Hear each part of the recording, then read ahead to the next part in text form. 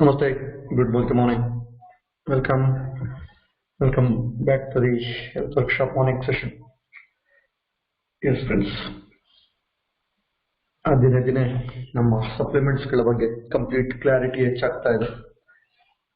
ಫೀಲ್ಡಲ್ಲೂ ಸಹ ಆಲ್ರೆಡಿ ಎಲ್ರಿಗೂ ಒಂದು ಕ್ಲಾರಿಟಿ ಗೊತ್ತಾಗ್ತಿದೆ. ಯಾವ ರೀತಿ ನಾವು ಈ ಜ್ಞಾನನ ಕೊಡಬೇಕು, ಯಾವ ಥರ ಅರ್ಥ ಮಾಡಿಸ್ಬೇಕು, ಪ್ರತಿಯೊಬ್ಬರಿಗೂ ಡೀಟೈಲ್ ಆಗಿ ನಾಲೆಡ್ಜ್ನ ಕೊಟ್ಟು ಆ್ಯಂಡ್ ಎಲ್ಲರನ್ನೂ ಅವರ ಸಮಸ್ಯೆ ಏನಿದೆ ಅದನ್ನ ಗುರುತಿಸಿ ಇವತ್ತು ಶ್ರೀಕಾಂತ್ ಸರ್ ಏನ್ ಮಾಡ್ತಿದ್ದಾರೆ ಅದೇ ತರ ಪ್ರತಿಯೊಬ್ಬರು ಸಹಿತ ಆಲ್ರೆಡಿ ಆಕ್ಷನ್ ಸ್ಟಾರ್ಟ್ ಮಾಡ್ತಿದ್ದೀರಾ. That is really great. Because ಏನ್ ಇಲ್ಲಿ ಜ್ಞಾನ ತಗೊಂಡಿದ್ದೀರಾ ಅದರ ಪ್ರಕಾರ ಆಲ್ರೆಡಿ ಫೀಲ್ಡ್ ಅಲ್ಲಿ ತುಂಬಾನೇ ಪರ್ಫಾರ್ಮೆನ್ಸ್ ಎಫೆಕ್ಟಿವ್ ಆಗಿ ಮಾಡ್ತಿದ್ದೀರಾ. That is really great. ಅದೇನೇ ಆಗ್ಬೇಕಾಗಿದ್ದು. ಎಲ್ರಿಗೂ ಸಹ ಒಂದೇ ಒಂದು ಕಾಮನ್ ಯೂನಿಫಾರ್ಮ್ ಲ್ಯಾಂಗ್ವೇಜ್ ಫಿಟ್ ಆಗ್ತಿದೆ. ಎಲ್ಲರಲ್ಲೂ ಆ ಒಂದು ಕ್ಲಾರಿಟಿ, ಒಂದು ಕಾನ್ಫಿಡೆನ್ಸ್, ಯಾವ್ದು ಕೇಳಬೇಕು ಯಾವ್ದು ಕೇಳಬಾರ್ದು ಪ್ರತಿಯೊಂದು ಕ್ಲಾರಿಟಿನೂ ಸಿಗ್ತಾ ಇದೆ. ಇದೇನೇ ಬೇಕಾಗಿರ್ತಿದ್ದು, ಇದೇ ಪ್ರತಿಯೊಬ್ಬರೂ ಸಹಿತ ಅಳವಡಿಸ್ಕೋಬೇಕಾಗಿರೋದು. ಅದನ್ನೆಲ್ಲರೂ ಸಹ ಪರ್ಫೆಕ್ಟ್ ಆಗಿ ಫಾಲೋ ಮಾಡ್ತಾ ಇದ್ದೀರಾ. ಇದರಿಂದ ನೀವು ಖಂಡಿತ ದ ಬೆಸ್ಟ್ ಹೆಲ್ತ್ ಅಡ್ವೈಸರ್ ಆಗ್ತೀರಾ. ಕಾನ್ಫಿಡೆಂಟ್ ಆಗಿ ಟೀಮನ್ನ ನಿಭಾಯಿಸ್ತಕ್ಕಂಥ ಶಕ್ತಿ, ಟೀಮಲ್ಲಿ ಏನೇ ಚಾಲೆಂಜಸ್ ಬಂದರೂ ಸಹ ಅದನ್ನ ನಿಭಾಯಿಸ್ತಕ್ಕಂಥ ಶಕ್ತಿ ಎಲ್ಲರಲ್ಲೂ ಸಹ ಬರ್ತಾ ಇದೆ. ಹಾಗೇನೆ ಇನ್ನು ಕೆಲವೊಂದು ಚಾಲೆಂಜಸ್ ಇದೆ, ಅದನ್ನ ಅಡ್ರೆಸ್ ಮಾಡೋಣ. ಅಂಡ್ ಅಗೇನ್ ನನ್ನ ರಿಕ್ವೆಸ್ಟ್ ಇದೆ, ಇಲ್ಲಿ ನಮಗೆ SED ಅಂಡ್ ಲೀಡರ್ಸ್ಗಳಿಗೆ ಮಾತ್ರ ನಿಮ್ಮ ಕ್ವಶನ್ಸ್ ನ ಕಳಿಸ್ಕೊಡಿ. ಬಿಕಾಸ್ ಇಲ್ಲಿ ಯಾರೆಲ್ಲ ಕ್ವಶನ್ ಕ್ಲಿಕ್ ಮಾಡ್ತೀರಾ ನಿಮ್ಮನ್ನ ಪಿಕ್ ಮಾಡ್ಕೊಳ್ಳೋಕೆ ನನಗೆ ಆ ಹೆಸರುಗಳು ಗೊತ್ತಿರಬೇಕು. ಅದರ್ವೈಸ್ ತುಂಬಾ ಜನ ಸುಮ್ಮನೆ ಕ್ಲಿಕ್ ಮಾಡಿರ್ತೀರಾ ಅಥವಾ ಮಿಸ್ ಆಗಿ ಕ್ಲಿಕ್ ಮಾಡಿರ್ತೀರಾ, ಅದು ಟೈಮ್ ವೇಸ್ಟ್ ಆಗುತ್ತೆ. ಪ್ಲಸ್ ನಮಗೆ ಮೈನ್ ಲೀಡರ್ಸ್ಗಳು ಫಸ್ಟ್ ಲೆವೆಲ್ ಅಲ್ಲಿ ಎಲ್ಲರೂ ಎಕ್ಸ್ಪರ್ಟ್ ಆಗಬೇಕಾಗಿದೆ. ಆ ಲೀಡರ್ಸ್ಗಳ ಮೂಲಕ ನೀವು ಕ್ವಶನ್ಸ್ ನ ಕಳಿಸ್ಕೊಡಿ. ಲೀಡರ್ಸ್ಗಳು ಮಾತ್ರನೇ ಇಲ್ಲಿ ಕ್ವಶನ್ ಕೇಳೋದಕ್ಕೆ ಅವಕಾಶ ಇದೆ. ಈಗ ಸ್ಟಾರ್ಟ್ ಮಾಡೋಣ ಇವತ್ತಿನ question and answer session. Thank you sir. Srikanth sir, ನಿಮ್ಮ ಟೈಮ್ ನ ಕೊಟ್ಟು ನಮಗೆ ತುಂಬಾನೇ ಎಫೆಕ್ಟಿವ್ ಆಗಿ ಪರ್ಫಾರ್ಮ್ ಮಾಡ್ತಿದ್ದೀರಾ. ನಿಮ್ಮ ಟೈಮ್ ತುಂಬಾನೇ ವ್ಯಾಲ್ಯೂ ಆಡ್ ಮಾಡ್ತಿದೆ ನಮಗೆ, ನಿಮ್ಮ commitment. Thank you so much, sir, and welcome, sir. Welcome to this session. Thank you, sir. Thanks for the opportunity. ಅದೇ ರೀತಿ ನನ್ನ ಎಲ್ಲ ಸ್ನೇಹಿತರು ಯಾರೆಲ್ಲ ಕನೆಕ್ಟ್ ಆಗಿದ್ರೆ ಗುಡ್ ಮಾರ್ನಿಂಗ್ ಹೇಳ್ತಾ let's start session. Yes, sir. Okay. ಇವತ್ತು ಯಾರೆಲ್ಲ ಇದ್ದೀರಾ ಆಲ್ರೆಡಿ ಇದುವರೆಗೂ ಯಾವ್ದು ಕೇಳಿಲ್ಲ ಆ ಕ್ವಶನ್ಸ್ ನ ಲಿಸ್ಟ್ ಮಾಡ್ಕೊಳ್ಳಿ. ಅಂಡ್ ರಿಪೀಟ್ ಆಗೋದು ಬೇಡ. ಅಂಡ್ ಯಾವ್ದು ರಿಪೀಟ್ ನಿಮಗೂ ಸಹ ಅದ ಆನ್ಸರ್ ಸಿಗುತ್ತೆ ಅದನ್ನ ಕ್ಯಾನ್ಸಲ್ ಮಾಡ್ಕೊಳ್ಳಿ. ನೆಕ್ಸ್ಟ್ ಅದಕ್ಕೆ ಹೋಗೋಣ. Good morning Srikanth sir, Vijay sir, ಎಲ್ರಿಗೂ. ಸರ್, ಹೊರಗೆ ಸಿಗೋ ಡಿ ಪ್ರೋಟೀನು ಮತ್ತೆ ಆಂಬೆ ಪ್ರೋಟೀನು, ಇದಕ್ಕೆ ಎಕ್ಸ್ಟ್ರಾ ಪಾಯಿಂಟ್ಸ್ ಏನ್ ಹೇಳ್ಬೋದು ಸರ್? ಓಕೆ, ಮೊದಲನೇದಾಗಿ ಡಿ ಪ್ರೋಟೀನ್ ಅಂತ ಏನ್ ಮಾತಾಡ್ತಾ ಇದ್ದೀರಾ, it is completely customised for the ಒಂದು ಆಲ್ರೆಡಿ ರೋಗ ಬಂದಿರುವಂತಹ ವ್ಯಕ್ತಿಗಳಿಗೆ, ವಿಶೇಷವಾಗಿ ಸಕ್ಕರೆ ಕಾಯಿಲೆ ಇರುವಂತಹ ವ್ಯಕ್ತಿಗಳಿಗೆ ರೆಕಮೆಂಡ್ ಮಾಡುವಂತಹ ಒಂದು ನೋನ್ ಬ್ರ್ಯಾಂಡ್. ಓಕೆ, ಹೇಳ್ಬೇಕು ಅಂತ ಹೇಳಿದ್ರೆ ಸೊ ನನ್ನ ಪ್ರೋಟೀನ್ ಅನ್ನ ನಾನು ಬರೀ ಸಕ್ಕರೆ ಕಾಯಿಲೆಗಳಿಗೆ ಮಾತ್ರ ನಾನು ಕಂಪೇರ್ ಮಾಡ್ತಾ ಇಲ್ಲ ಅಥವಾ ಅದನ್ನ ರೆಕಮೆಂಡ್ ಮಾಡ್ತಾ ಇಲ್ಲ. ಸೊ ಪಾಯಿಂಟ್ ನಂಬರ್ 1, ನನ್ನ ಪ್ರೋಟೀನ್ ವೇರಿಯಂಟ್ಸ್ ಏನಿದೆ, ಮೊದಲನೇದು ಆಲ್ ಪ್ಲಾಂಟ್ ಪ್ರೋಟೀನ್ ಆಗಿರಬಹುದು ಅಥವಾ ಪ್ರೋಟೀನ್ ಕ್ರಸ್ಟ್ ಆಗಿರಬಹುದು, ನಾನು ಅವುಗಳನ್ನ ತಯಾರು ಮಾಡಿರೋದು ಅಥವಾ ಕಂಪೋಸ್ ಮಾಡಿರೋದು, ಅದರಲ್ಲಿರುವಂತಹ ಪೋಷಕಾಂಶಗಳ ಒಂದು ಪ್ರಮಾಣ, ನಥಿಂಗ್ ಬಟ್ ಕ್ವಾಂಟಿಟಿ ಏನಿದೆ, ಒಬ್ಬ ಆರೋಗ್ಯವಂತ ವ್ಯಕ್ತಿ ಅಥವಾ ಬೆಳವಣಿಗೆ ಆಗ್ತಿರುವಂತಹ ಮಕ್ಕಳಿಗೆ, ಈವನ್ ವಯಸ್ಕರಿಗೆ, ವಯಸ್ಸಾದವರಿಗೆ. ಸೊ ಸಿಂಪಲ್ ಆಗಿ ಹೇಳಬೇಕು ಅಂದ್ರೆ, ಒಂದು ಲೈನ್ ಅಲ್ಲಿ ಹೇಳಬೇಕು ಅಂದ್ರೆ, ರೈಟ್ ಫ್ರಮ್ ದಿ ನಾರ್ಮಲ್ ಒಬ್ಬ ಪರ್ಸನ್ ಇಂದ ಹಿಡ್ಕೊಂಡು ಸ್ಪೋರ್ಟ್ಸ್ ಅಂಡ್ ಅಥ್ಲೆಟ್ಗೆ ಸೂಟಬಲ್ ಆಗೋರ್ಗು ಒಂದು general proprietary protein supplementation madam. So coming to the protein ಅನ್ನ ನಾವು ಸಾಧ್ಯವಾದಷ್ಟು ನಾವು ಕೊಡೋದು, ಎಸ್ಪೆಷಲಿ ಈ ರೀತಿ ಆಯಾಸಕ್ಕೆ ಒಳಗಾಗಿರೋರು ಅಥವಾ ಸಕ್ಕರೆ ಕಾಯಿಲೆ ಇರುವಂತಹ ವ್ಯಕ್ತಿಗಳು ಅದನ್ನ ಥೆರಪಿಯಾಟಿಕ್ ಆಗಿ ಬಳಸ್ಕೊಳ್ತಾರೆ. ಸಾಧ್ಯವಾದಷ್ಟು ಅದನ್ನ ಥೆರಪಿಯಾಟಿಕ್ಗೆ ಬಳಸ್ತಾರೆ. ಕಾಯಿಲೆ ಬಂದಿರೋರಿಗೆ ಬಳಸುವಂತದ್ದು. ಜನರಲೈಸ್ ಆಗಿ ನಾವೆಲ್ಲೂ ಡಿ ಪ್ರೋಟೀನ್ ಮಾತಾಡಲ್ಲ. ಇನ್ನ ಎರಡನೇ ಅಂಶ, ಕ್ವಾಂಟಿಫಿಕೇಶನ್ ಮ್ಯಾಟರ್ಸ್. ನಾನು ಡಿ ಪ್ರೋಟೀನ್ ನೋಡಿದಾಗ ಎಸ್ಪೆಷಲಿ ಬರೀ ಪ್ರೋಟೀನ್ ಮಾತ್ರ ಅಲ್ಲ, ಸಾಕಷ್ಟು ಮಲ್ಟಿ ವಿಟಮಿನ್ಸ್ ಅಥವಾ ಅದ್ರ ಜೊತೆಗೆ ಮಿನರಲ್ಸ್ ಇರುತ್ತೆ, ಬಿ ಕಾಂಪ್ಲೆಕ್ಸ್ ವೈಟಮಿನ್ಸ್ ಇರುತ್ತೆ, ಕಂಪೋಸಿಷನ್ ಕೂಡ ಪ್ರೋಟೀನ್ ನ ಪ್ರಮಾಣ ನನಗೆ ಅದರಲ್ಲಿ ತುಂಬಾ ಕಡಿಮೆ ಸಿಗುವಂತದ್ದು. ಸೊ ಬಹುಶಃ ನನ್ನ ಪ್ರಕಾರ ಒಂದು ಸ್ಕೂಪ್ ಅನ್ನ ನಾನು ಎತ್ತಿ ನಾನು ಹಾಲ್ಗೆ ಹಾಕಿದ್ರು ನನ್ನ ಪ್ರಕಾರ if I am not wrong 4 gram 4.5 ಅಥವಾ ಮ್ಯಾಕ್ಸಿಮಮ್ 5 ಗ್ರಾಮ್ ಒಳಗೆ ನನಗೆ ಪ್ರೋಟೀನ್ ಸಿಗುವಂತದ್ದು. ಸೊ ಆ ರೀತಿ ನೋಡಕ್ಕೆ ಹೋದಾಗ ನನ್ನ ಮೊದಲನೇ ಅಂಶ ಬಂದು ಅದನ್ನ ಕಂಪೇರ್ ಮಾಡೋದೇ ತಪ್ಪು. ಯಾಕೆಂದ್ರೆ ಅದರ ಉದ್ದೇಶನೇ ಬೇರೆ ಇದೆ. ಡಿ ಪ್ರೋಟೀನ್ ನನ್ನ ಆಲ್ ಪ್ಲಾಂಟ್ ಪ್ರೋಟೀನ್ ನ ಉದ್ದೇಶ ಬೇರೆ. Because 84% because we know that exclusively ನಾವು ಪ್ರೋಟೀನ್ ಸಪ್ಲಿಮೆಂಟೇಶನ್ ಅಂತ ಮಾರಾಟ ಮಾಡ್ತಿದೀವಿ. 10 ಗ್ರಾಮ್ ಪೌಡರ್ ಅಲ್ಲಿ 84% ಅಂದ್ರೆ 8.4 ಗ್ರಾಮ್ ಪ್ರೋಟೀನ್ ಸಿಗ್ತಾ ಇದೆ. So nothing but exclusive protein supplementation ನಮ್ಮ ಆಲ್ ಪ್ಲಾಂಟ್ ಪ್ರೋಟೀನ್.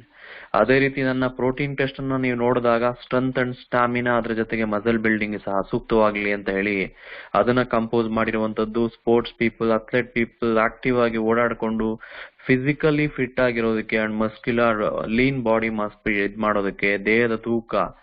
ಸೊ ಅದು ನನ್ನ ಪರ್ಪಸ್ ಪ್ರೋಟೀನ್ ಕಸ್ಟ್. So no point of comparison. Already ಯಾರಾದ್ರೂ ಮಾಡ್ತಿದ್ರೆ ದಯವಿಟ್ಟು ಕಂಪೇರ್ ಮಾಡಕ್ ಹೋಗ್ಬೇಡಿ.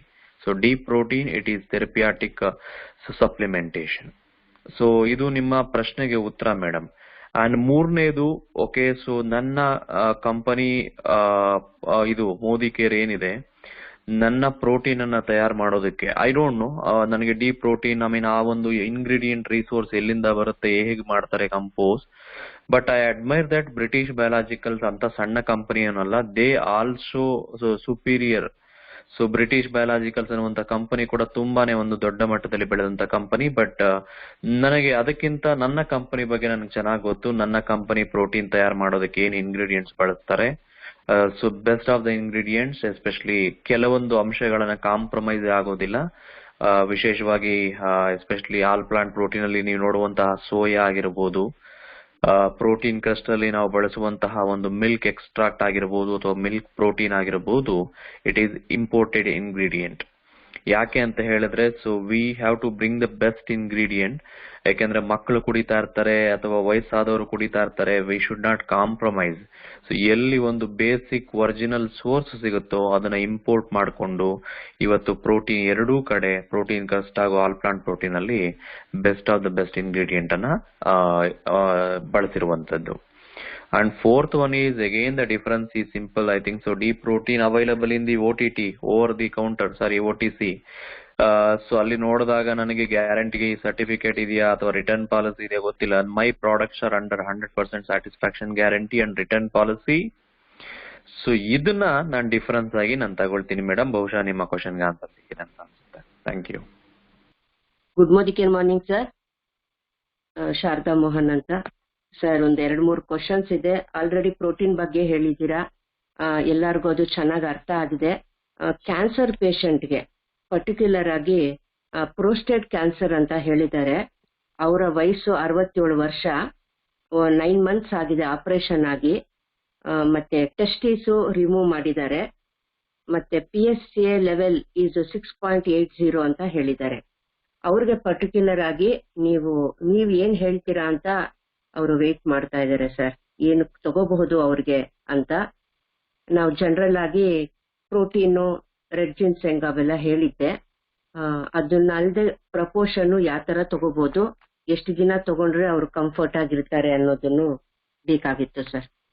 ಸೊ ಎನಿಥಿಂಗ್ ಮತ್ತೊಮ್ಮೆ ನಾನು ರಿಕ್ವೆಸ್ಟ್ ಮಾಡೋದು ಆ ಎಲ್ಲಾ ಕನ್ಸಲ್ಟೆಂಟ್ ಸ್ನೇಹಿತರಿಗೂ, ನಿಮ್ಮ ಅಪ್ರೋಚ್ ಎಸ್ಪೆಷಲಿ ಹೊರಗಡೆ ಫೀಲ್ಡ್ ಅಲ್ಲಿ ನಮ್ಮ ಸಪ್ಲಿಮೆಂಟೇಶನ್ ಅನ್ನ ಅಪ್ರೋಚ್ ಮಾಡಬೇಕಾದ್ರೆ ದಯವಿಟ್ಟು ಈ ರೀತಿ ಮೆಡಿಕಲ್ ಕಂಡೀಷನ್ ಅಲ್ಲಿ ಇರುವಂತಹ ವ್ಯಕ್ತಿಗಳಿಗೆ ಸಾಧ್ಯವಾದಷ್ಟು ಮತ್ತೆ ಹೇಳ್ತಾ ಇದ್ದೀನಿ, 90% ರಿಲೈ ಆನ್ ದ ಟ್ರೀಟ್ಮೆಂಟ್. ಯಾವುದೇ ರೀತಿ ಸಪ್ಲಿಮೆಂಟೇಶನ್ ಮೇಲೆ ಡಿಪೆಂಡೆನ್ಸಿ ಆಗಕ್ಕೆ ಹೋಗ್ಬೇಡಿ.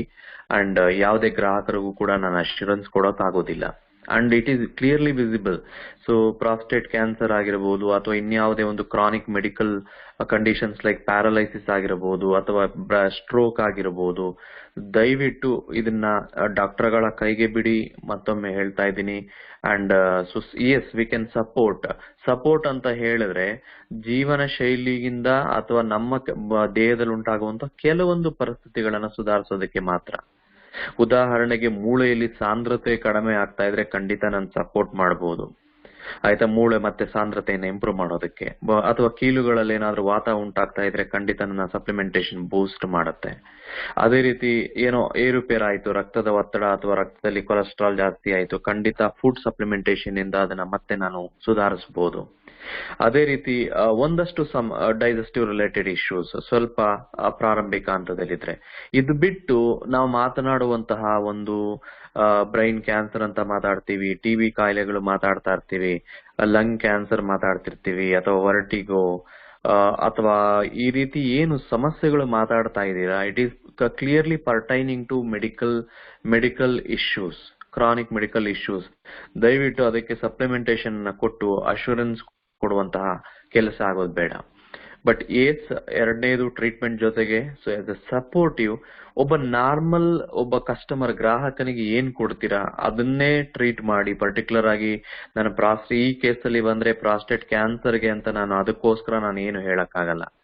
But along with the treatment process continue ಆಗ್ತಾ ಇದೆ, ಮೆಡಿಕೇಶನ್ ತಗೊಳ್ತಾ ಇದ್ದೀನಿ, ಒಂದು ಇಮ್ಯುನಿಟಿ ನಾನು ಮೇಂಟೈನ್ ಮಾಡ್ಕೋಬೇಕು, to take care of my stamina, ನನ್ನ ಎನರ್ಜಿ ಲೆವೆಲ್ ಅನ್ನು ನೋಡ್ಕೊಳ್ಳೋದಕ್ಕೆ ಒಬ್ಬ ನಾರ್ಮಲ್ ರೆಗ್ಯುಲರ್ ಒಬ್ಬ ಕಸ್ಟಮರ್ಗೆ ಏನ್ ಹೇಳ್ತೀನೋ ನಾನು ಇವ್ರಿಗೂ ಅದನ್ನೇ ಹೇಳೋದು. And coming to this point madam, ಇಲ್ಲೂ ಕೂಡ ನಾನು ಒಬ್ಬ ರೆಗ್ಯುಲರ್ ಕಸ್ಟಮರ್ಗೆ ಹೇಳುವಂತಹ ನೋನಿಯನ್ನ ಹೇಳ್ತೀನಿ, to take care of the immunity level, protein ಅನ್ನ ಹೇಳ್ತೀನಿ, ಮಲ್ಟಿ ವೈಟಮಿನ್ಸ್ ಅನ್ನ ಹೇಳ್ತೀನಿ, ಅಷ್ಟೇ ಸಾಕು ಇವ್ರಿಗೂ ಕೂಡ. ಅಂಡ್ ಸೊ ಪ್ಲೀಸ್ ಮೊದಲು ಹೇಳಿದ ಕೆಲವು ಅಂಶಗಳನ್ನ ಗಮನದಲ್ಲಿಟ್ಕೊಳ್ಳಿ, ಅದನ್ನ ಗಮನದಲ್ಲಿಟ್ಕೊಂಡು ದಯವಿಟ್ಟು ಆ ಕಸ್ಟಮರ್ ನ ಅಪ್ರೋಚ್ ಮಾಡಿ. Thank you sir. ಇದಕ್ಕೆ ಸಪೋರ್ಟಿವ್ ಆಗಿ ನಮ್ಮ ಏಜೆನ್ಸಿಗೂ ಇಂಟೆಲೆಕ್ಟ್ ಅನ್ನು ರೆಕಮೆಂಡ್ ಮಾಡ್ಬೋದಲ್ವಾ? ಅಂದ್ರೆ ಅಶ್ಯೂರೆನ್ಸ್ ಕೊಡೋದಿಲ್ಲ, ಬಟ್ ಇದನ್ನ ಸಪೋರ್ಟ್ ಆಗುತ್ತೆ ಅಂತ. ಖಂಡಿತ. ಸೊ ಎಸ್ಪೆಷಲಿ ಏಜಿಂಗ್ ಫ್ಯಾಕ್ಟರ್ ಅಥವಾ ಏಜಿಂಗ್ ರಿಲೇಟೆಡ್ ಏನು ಒಂದು ಫ್ರೀ ರಾಡಿಕಲ್ ಡ್ಯಾಮೇಜಸ್ ಆಗ್ತಿರತ್ತೆ, ಖಂಡಿತ ಇಂಟೆಲೆಕ್ಟ್ ಹೆಲ್ಪ್ ಆಗುವಂತದ್ದು.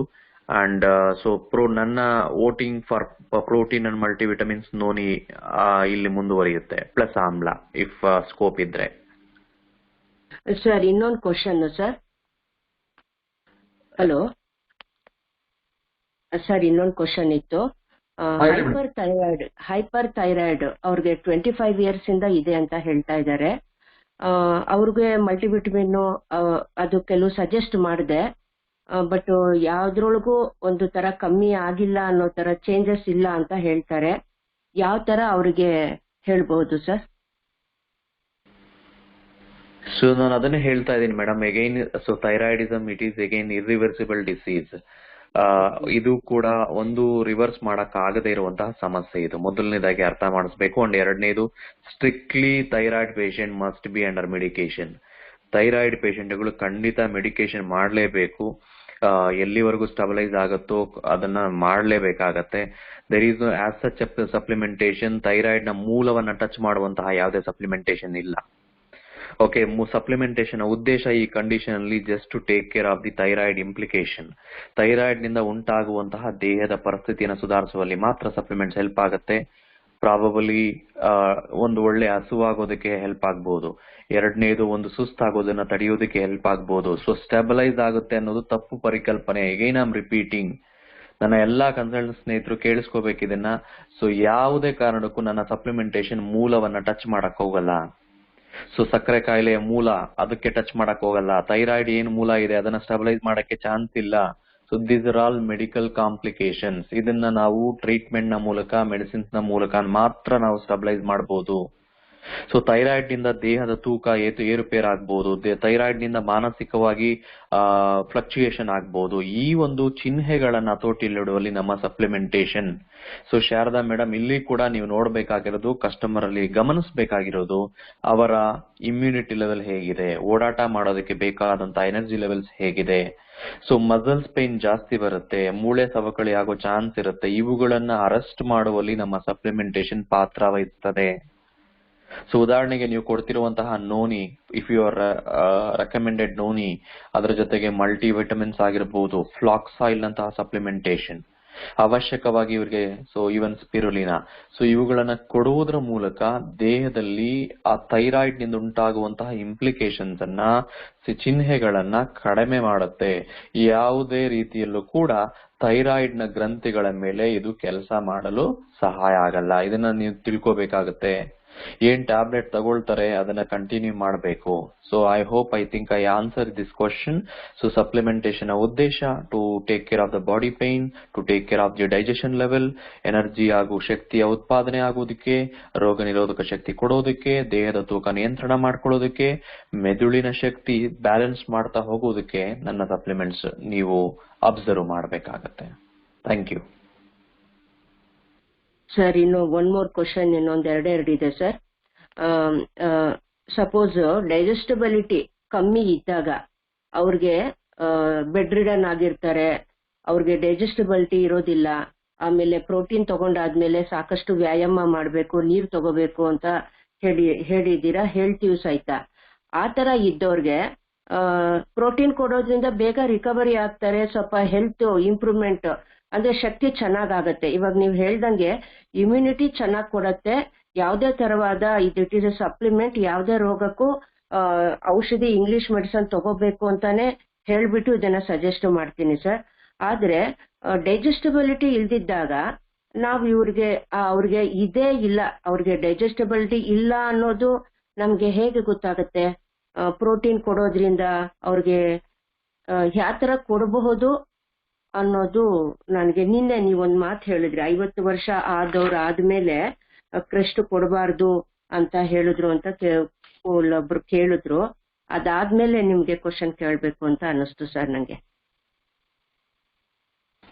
ಡೈಜೆಸ್ಟಿಬಿಲಿಟಿ ನೀವು ಏನು ಅದು ನೋಡಿದ್ರೇನೆ ಅಂದ್ರೆ ಇಂಟೇಕ್ ಆಫ್ ಊಟ ಸರಿಯಾಗಿ ಹೋಗ್ತಾ ಇಲ್ಲ ಅಂತ ಹೇಳಿದ್ರೆ ಅಲ್ಲಿಗೆ ಹಸುವಾಗ್ತಿಲ್ಲ, ಅಥವಾ ಡೈಜೆಷನ್ ಸರಿಯಾಗಿ ಆಗ್ತಾ ಇಲ್ಲ, ಅಥವಾ ಗ್ಯಾಸ್ಟ್ರೈಟಿಸ್ ಕಾಡ್ತಾ ಇದೆ, ಅಥವಾ ಇಂಡೈಜೆಷನ್ ಕಾಡ್ತಾ ಇದೆ, ಸೊ ಬೇದಿ ಆಗುವಂತದ್ದು, ಅಥವಾ ಮೋಷನ್ ಕ್ಲಿಯರೆನ್ಸ್ ಇಲ್ಲದೆ ಇರೋದು, ಮಲಬದ್ಧತೆ ಸಮಸ್ಯೆಗಳು, this are all the indication, ಎಲ್ಲರಿಗೂ ಗೊತ್ತಿರುವಂತಹ ವಿಷಯ. To take care of digestive ಇದು ಲೆವೆಲ್ಸ್ ಚೆನ್ನಾಗಿರ್ಬೇಕು ಅಂತ ಹೇಳಿದ್ರೆ ಸಾಕಷ್ಟು ಪ್ರಾಡಕ್ಟ್. ಸೊ ನೋನಿ ಆಮ್ಲ ಕೊಡೋದ್ರಿಂದ ಕೂಡ ಸ್ಟೆಬಲೈಸ್ ಮಾಡುವಂತದ್ದು. ಅವರಿಗೆ ನೋನಿ ಆಮ್ಲ ಪ್ರತಿನಿತ್ಯ ನೀರಿನ ಮೂಲಕ ಅದನ್ನ ಕೊಡ್ತಾ ಇದ್ರೆ ಅವರ ದೇಹದಲ್ಲಿರುವಂತಹ ಒಂದು ಜೀರ್ಣಕ್ರಿಯೆಗೆ ಸಂಬಂಧಪಟ್ಟ ಕೆಲಸಗಳು ತುಂಬಾ ಕ್ಲಿಯರ್ ಆಗಿ ಆಗ್ತಾ ಹೋಗುತ್ತೆ. ಸೊ ಇನ್ಫ್ಯಾಕ್ಟ್ ಈವನ್ ಊಟ ತಿಂದ್ಮೇಲೂ ಕೂಡ ಜೀರ್ಣ ಆಗ್ತಾ ಇಲ್ಲ, ಗ್ಯಾಸ್ಟ್ರೈಟಿಸ್ ಆಗ್ತಾ ಇದೆ, ಹೊಟ್ಟೆ ನೋವು ಬರ್ತಿದೆ, ಈ ರೀತಿ ಸಣ್ಣ ಪ್ರಮಾಣದ ಅಂಶಗಳಿದ್ದಾಗೂ ಕೂಡ ಅಮೃತ ಶಕ್ತಿ, ಪುದೀನ, ತುಳಸಿ ಅಂತ ಅಂಶಗಳು ಕೂಡ ಸ್ಪೆಷಲೈಸ್ಡ್ ಪ್ರಾಡಕ್ಟ್ ಕೂಡ ಇದಾವೆ. So there is no as such much concern. ಖಂಡಿತ ಇವರಿಗೆ ಎಸ್ಪೆಷಲಿ ಬೆಡ್ ರಿಡನ್ ಆಗಿದ್ರು ಕೂಡ ಸೊ ನೀವು ನೋನಿ ಹಾಗೂ ಆಮ್ಲ ಜ್ಯೂಸ್ ನಂತಹ ಒಂದು ಪ್ರಾಡಕ್ಟ್ ಗಳನ್ನ ಖಂಡಿತ ನೀವು ಅಲ್ಲಿ ಕನ್ಸಿಡರ್ ಮಾಡಿ ನಾವ್ ಹೇಳಿದ ಪ್ರಕಾರ ಅದನ್ನ ಬಳಸೋದಕ್ಕೆ ಹೇಳಿ, ಅಂಡ್ ಖಂಡಿತ ಅದು ಜೀರ್ಣಕ್ರಿಯೆಗಳು ಕರೆಕ್ಟ್ ಆಗಿ ನಡೆಯೋದಕ್ಕೆ ಹೆಲ್ಪ್ ಆಗ್ತದೆ madam. Thank you. Hello, good morning sir. Again ಇದು ಮೆಡಿಕೇಟೆಡ್ ಪೇಷಂಟ್ ಇದೆ. ಇದರಲ್ಲಿ ಈ ಹಿಂದಿನ ಕ್ವಶನ್ ಎಲ್ಲ ಅರ್ಧ ಉತ್ತರ ಸಿಕ್ತು, ಬಟ್ ಅವರು ಯಾರ್ಯಾರು ಹೇಳಿದ್ರು ಅಂತ ಲಾಸ್ಟ್ ರೆಸಾರ್ಟ್ ಈಗ ಆಸ್ಪತ್ರೆಯಲ್ಲಿ ಅವ್ರಿಗೆ ಕೈ ಚೆಲ್ಲಿದ್ದಾರೆ, ಅವರು ಅಪ್ರೋಚ್ ಮಾಡಿದ್ದು ಒಂದು ಹಿನ್ನೆಲೆ ಹೇಳ್ತೀನಿ. ಸೊ ಇವರು ಕಳೆದ 2020 ಫೆಬ್ರವರಿ ಹುಣಸೆ ಮರದ ಮೇಲಿಂದ ಬಿದ್ದಿದ್ದು ನಮ್ಮ ರೆಗ್ಯುಲರ್ ನನ್ನ ಅಗ್ರಿ ಕ್ಲಿನಿಕ್ಗೆ ರೈತರು. ಆ ಟೈಮಲ್ಲಿ ಬೆನ್ನು ಮೂಳೆಗೇಟಾಗಿದೆ, ಬಟ್ ಅವ್ರಿಗೆ ಪ್ರಜ್ಞೆ ತಪ್ಪಿರ್ಲಿಲ್ಲ. ಬಿದ್ದಾಗ್ಲೂ ಸೊಂಟದಿಂದ ಕೆಳಗಡೆ ಏನು ಸೆನ್ಸೇಷನ್ ಇಲ್ಲ ಅಂತ ಆಪರೇಷನ್ ಮಾಡಿದ್ದಾರೆ, ಫಿಸಿಯೋಥೆರಪಿ ಮಾಡಿದ್ದಾರೆ ಇಷ್ಟು ಲಾಂಗು, ಬಟ್ ಮೆಡಿಕಲ್ ಅಲೋಪತಿಯಿಂದ ಅವ್ರಿಗೇನು ಗುಣ ಕಂಡಿಲ್ಲ. ಆಮೇಲೆ ಆಯುರ್ವೇದ ಎಲ್ಲ ಟ್ರೈ ಮಾಡಿದ್ದಾರೆ, ಏನೂ ಆಗಿಲ್ಲ. ಈಗ ಆಲ್ಮೋಸ್ಟ್ ಬೆಡ್ ರಿಡನ್ನು. ಅವ್ರಿಗೆ ತಿರುಗಿ ಬೇರೆ ಅವ್ರ ರಿಲೇಟಿವ್ಸ್ ಯಾರ್ಯಾರು ಇದ್ರು ಮೋದಿಕೇರ್ನವರು ಏನೇನೋ ಹೇಳಿ ಒತ್ತಡ ಹಾಕಿದ್ದಾರೆ, ನೀವು ತಗೊಳ್ರಿ ಅದ್ರಲ್ಲಿ ವಾಸಿ ಆಗುತ್ತೆ ಅಂತ ನನ್ನ ಅಪ್ರೋಚ್ ಮಾಡಿದ್ರು. ಸೊ ನಾನು ಬಿಗಿನಿಂಗ್ ಅಲ್ಲಿ ಹೇಳಿದ್ದೆ ಅದ್ರ ಜೊತೆನಲ್ಲಿ ಏನಾದ್ರು ನೀವು ಇದನ್ನ ತಗೊಳ್ಳಿ ಸಪೋರ್ಟ್ ಮಾಡುತ್ತೆ ಅಂತ, ಅವಾಗ ಕೇಳಿಸ್ಕೊಂಡಿರ್ಲಿಲ್ಲ. ಈಗ ಅವರಾಗೆ ಬಂದಾಗ ನಾನು ಹೋಗಿ ನೋಡ್ಕೊಂಡು ಬಂದೆ. 4 days back complete bed ridden ಅವರು, ಸೊಂಟದಿಂದ ಕೆಳಗಡೆ ಸೆನ್ಸೇಷನ್ ಇಲ್ಲ.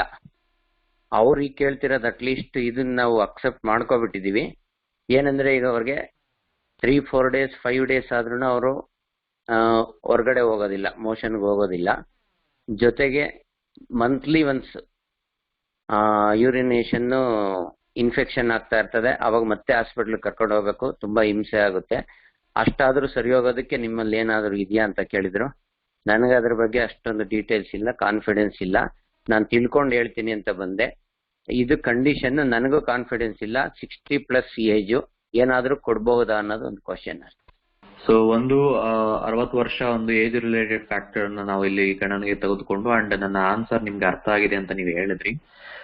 ಸೊ ಇಲ್ಲೂ ಕೂಡ ಅದನ್ನೇ ನೀವು ಕಂಟಿನ್ಯೂ ಮಾಡಿ. ಸೊ ಸಿಂಪಲ್ ಉತ್ತರ ನಾನು ಜಸ್ಟ್ ಈಗ ತಾನೇ ನಾನು ಹೇಳಿದೀನಿ. ಓಕೆ, ಸೊ ಈ ಕಂಡೀಷನ್ಸ್ ಅಲ್ಲಿ ಬಟ್ ಆಸ್ ಅ ಸಪೋರ್ಟಿವ್ ಒಂದು ಲಾಸ್ಟ್ ಹೋಪ್ ಏನ್ ಮಾಡಬಹುದು ಅಂದ್ರೆ, ಒಂದು will have to think of probably blood circulation, ನರನಾಡಿಗಳಲ್ಲಿ ಸಂಚಾರ ಆಗೋದ್ರಿಂದ ಏನಾದ್ರೂ ಚೇತರಿಕೆ ಕಾಣಬಹುದಾ ಅಂತ ಒಂದೇ ಒಂದು ಕಾನ್ಸೆಪ್ಟ್.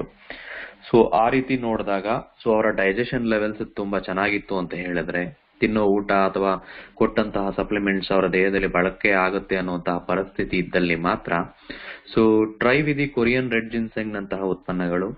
ಸೊ ಇಲ್ಲಿ ನಾನು ಅದಕ್ಕೆ ವೋಟಿಂಗ್ ಯಾಕೆ ಕೊಡ್ತಾ ಇದ್ದೀನಿ ಅಂದ್ರೆ, ದೇಹಕ್ಕೆ ಒಂದು ಒಳ್ಳೆ ಬ್ಲಡ್ ಸರ್ಕ್ಯುಲೇಷನ್ ಹಾಗೂ ನರನಾಡಿಗಳಲ್ಲಿ ಆಕ್ಸಿಜನ್ ಲೆವೆಲ್ಸ್ ಇಂಪ್ರೂವ್ ಮಾಡೋದ್ರ ಜೊತೆಗೆ ಸೊ ಏನಾದ್ರೂ ಮತ್ತೆ ಅಲ್ಲಿ ಸ್ಪರ್ಶ ಜ್ಞಾನ ಬರೋದಕ್ಕೆ ನಾನು ಅಬ್ಸರ್ವೇಷನ್ ಮಾಡಬೇಕಾಗತ್ತೆ. ಅಂಡ್ ಪ್ಲಸ್ ಫ್ಲಾಕ್ಸ್ ಆಯಿಲ್ ಅಂತಹ ಅಂಶ, Korean ginseng, flax oil, in fact noni and protein. So ಈ ಪ್ರಾಡಕ್ಟ್ ಗಳನ್ನ ಖಂಡಿತ ನೀವು ಟ್ರೈ ಮಾಡಬಹುದು. ಸೊ ಪ್ರಾಬ್ಲಿ ಏನಾದ್ರೂ ಹೀಲ್ ಆಗುವಂತಹ ಒಂದು ಇನ್ನೂ ಏನಾದ್ರೂ ಒಳಗಡೆ ಇಂಟರ್ನಲಿ ನ್ಯಾಚುರಲ್ ಒಂದು ಸ್ಟ್ರೆಂತ್ ಏನಾದ್ರೂ ಇತ್ತು ಅಂತ ಹೇಳಿದ್ರೆ ಅದನ್ನ ಸ್ಟಿಮ್ಯುಲೇಟ್ ಮಾಡುತ್ತೆ. So try with this 4 products. Thank you sir. ಮೂಳೆ ಡ್ಯಾಮೇಜ್ ಆಗಿರೋದ್ರಿಂದ ಕ್ಯಾಲ್ಸಿಯಂ ರೆಕಮೆಂಡ್ ಮಾಡಬಹುದಲ್ಲ ಸರ್? ಎನಿ ಆಕ್ಸಿಡೆಂಟ್ ಸಪೋರ್ಟ್ ಆಗುತ್ತಾ ಕ್ಯಾಲ್ಸಿಯಂ?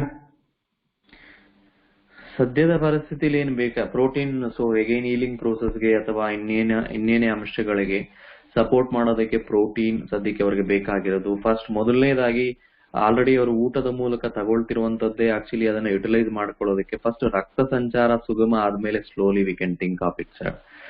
ಬಟ್ ಈಗ ಅವ್ರಿಗೆ ಸದ್ಯದ ಪರಿಸ್ಥಿತಿಯಲ್ಲಿ ಬೇಕಾಗಿರೋದು to strengthen the nervous tissue ಅನ್ನು ಸ್ಟ್ರೆಂಥನ್ ಮಾಡುವಂತಹ ಒಂದು ಅನುಕೂಲ ಮಾಡ್ಕೊಡ್ಬೇಕಾಗತ್ತೆ. ಎರಡನೇದು ರಕ್ತ ಚಲಾವಣೆ ಚೆನ್ನಾಗ್ ಆಗ್ಬೇಕು. ಮೂರನೇದು ಅವ್ರೇನ್ ಸಪ್ಲಿಮೆಂಟೇಶನ್ ತಗೊಳ್ತಾರೆ ಈಗ ಸದ್ಯದ ಪರಿಸ್ಥಿತಿಯಲ್ಲಿ ಅಥವಾ ಊಟ ತಿಂತಾರೆ ಅದು ಡೈಜೆಷನ್ ಆಗ್ಬೇಕು. ಸೊ ಸದ್ಯಕ್ಕೆ ನಾನು ಬೆಡ್ ರಿಡನ್ ಆಗಿರೋದ್ರಿಂದ ನಾನು ಫಸ್ಟ್ ಒಂದು 2 months ಇವುಗಳ ಮೇಲೆ ರಿಲೈ ಆಗ್ತೀನಿ. ಒಂದು ಸ್ಪಂದಿಸಿದ ಮೇಲೆ over a period of time calcium ಅಂತ ಸಪ್ಲಿಮೆಂಟೇಶನ್ ಗಳನ್ನ ಕೊಡಬಹುದು. So at present it may not require, ಯಾಕಂದ್ರೆ ಬಾಡಿ ಬಳಸ್ಕೊಳ್ಳುತ್ತೋ ಇಲ್ವೋ ಕೂಡ ಡೌಟ್, ಯಾಕಂದ್ರೆ so completely physically inactive. So let us go with first noni, flax oil, all plant protein, Korean red ginseng. Thank you. Okay sir. Sir good morning sir. Again medical related ಇದೆ, but ಎಲ್ಲರೂ ನನಗೆ understanding ಆಗಿದೆ. ನಾನು ಸಹ ಹೇಳುವಾಗ ಹಾಗೆ ಹೇಳಿರ್ತೀನಿ, ನಮ್ದು ಯಾವುದೇ ಆದಂತಹ ಔಷಧಿಗಳಲ್ಲ, ಡೆಫಿನೆಟ್ಲಿ ಫುಡ್ ಅಲ್ಲಿ ಸಿಗದಿರುವಂತದ್ದಕ್ಕನ್ನ ಸಪೋರ್ಟ್ ಮಾಡ್ಲಿಕ್ಕೆ ಸಪ್ಲಿಮೆಂಟರಿ ಆಗಿ ಬಳಸುವಂತ ಪ್ರಾಡಕ್ಟ್ ಅಂತ ಹೇಳಿರ್ತೀನಿ. ನೀವು ಇವಾಗ ಸಾಕಷ್ಟು ಮೆಡಿಕಲ್ ಕ್ರೋನಿಕ್ ಕೇಸ್ಗಳಿಗೆ ಏನು ಆನ್ಸರ್ ಕೊಟ್ಟಿದ್ದೀರಾ ಅದೆಲ್ಲ ನನಗೆ ಮನದಟ್ಟಾಗಿದೆ, ಅದ್ರ ಬಗ್ಗೆ ಏನೂ ಡೌಟ್ಸ್ ಇಲ್ಲ. ಬಟ್ ರಿಲೇಟೆಡ್ ಟು ಮೆಡಿಕಲ್ ಆಗಿ ಇವಾಗ ಮೆಡಿಕಲ್ ದಿಂದ ಅವರು ಹೊರಗಡೆ ಬಂದು ಯಾವ್ದಾದಂತ ಮೆಡಿಕಲ್ ಟ್ರೀಟ್ಮೆಂಟ್ ತಗೊಳ್ತಾ ಇಲ್ಲ. ಅವ್ರದ್ದು ಏನಾಗಿದೆ ಅಂದ್ರೆ, ಒಂದು ಹುಡುಗಿ 17 ವರ್ಷದ ಹುಡುಗಿ ಇದ್ದಾಳೆ. ಅವಳ ಹಾರ್ಟ್ ಅಲ್ಲಿ ನಾರ್ಮಲ್ಲಿ ಜನರಿಗೆ 2 ವಾಲ್ಸ್ ಗಳಿದ್ರೆ ಅವಳಿಗೆ 3 ವಾಲ್ಸ್ ಇರುತ್ತೆ. ಯಾಕಂದ್ರೆ ಮಗು ತಾಯಿ ಹೊಟ್ಟೆಲಿರುವಾಗ ಹೇಗೆ